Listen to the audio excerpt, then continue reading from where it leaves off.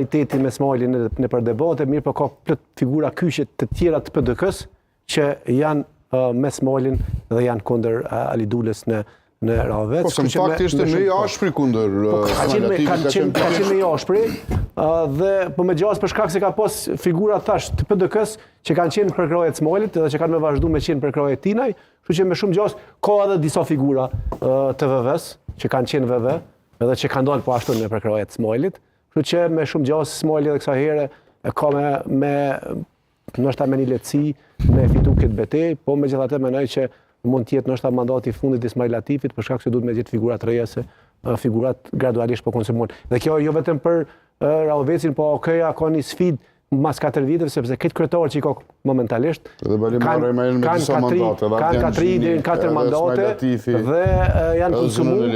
Kështu që ka me pas një sfidë OKja me gjetë figura të reja, të pranueshme prej votuesve që me mri me i majt këto 5 komuna që qeverisë që saku. Qartë, avokat, besoj e ke përcjell garën në Ravec si të zhdukur?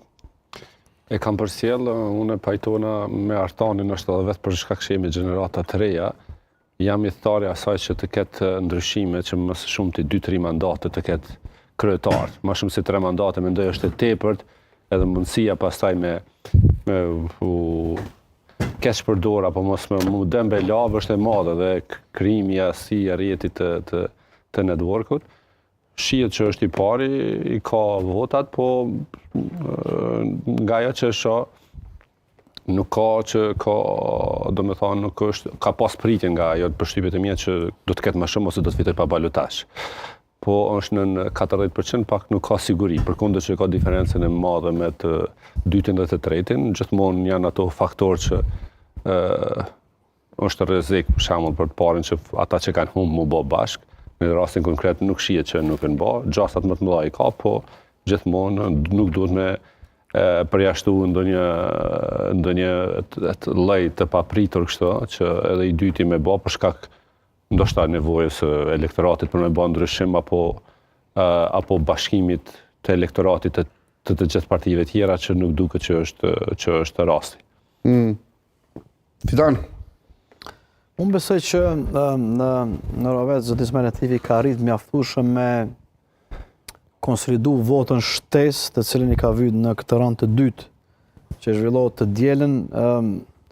Ka një problem, unë vi nga Ravec dhe shoh si një problem shumë serioz shembull funksionimin e vetëvendosjes në Ravec. Atje dega ka qenë goxha jo funksionale në aspektin praktik të zhvillimit të politikave, qoftë opozitare ose të ofrimit të alternativës pak para zgjedhjeve në komunë. Dhe kandidati i saj është pjesë e vetëvendosjes që një kohë dhe është prezantuar si kandidaturë. Por unë besoj që votat e zotit Dula kanë qenë pjesë e një fryme që i ka sjell këto vota në pothuajse 12 komuna ku vetëvendosja është në balotazh. Dhe duke pas parasysh këtë, unë besoj që prap banorët e Ravecit kësaj radhe do të zgjedhin mes Ismail Latifit dhe Alidulës për kandidatin aktual, pra kryetarin aktual Ismail Latifi. Kjo për faktin që unë besoj që i njëjti përmbush më shumë po flas arsye që të vazhdojë edhe këto 4 vite se sa vet kandidati ose kundër kandidatit të tij zoti Dula. E dyta e thash edhe një herë, pavarësisht që s'ka pas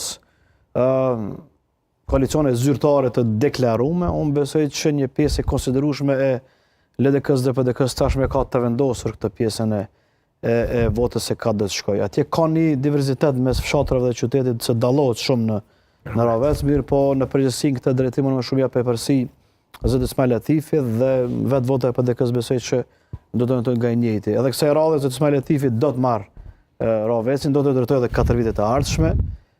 Por, si që tha dhe Artoni, unë pajtova plotësisht që kjo do të jetë një sfidë për 4 vitet e ardhshme të tjera kur duhet ketë figura të reja që do t'i ofrohen jo vetëm Ravecit, por në shumë komuna diskutuar dhe në Vranj do të ketë ndryshim drastik në figurët që është shumë normale besoj në zgjedhjet biologjike të femrave.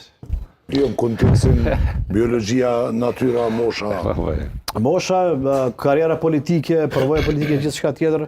Unë besoj që do të imponoj këtë ndryshim, sepse vetë përfaqësimin në kuvendet komunale të asamblejistëve, besoj ka shpërfaqur një garë shumë interesante mes politikanëve të ri që kanë ambicje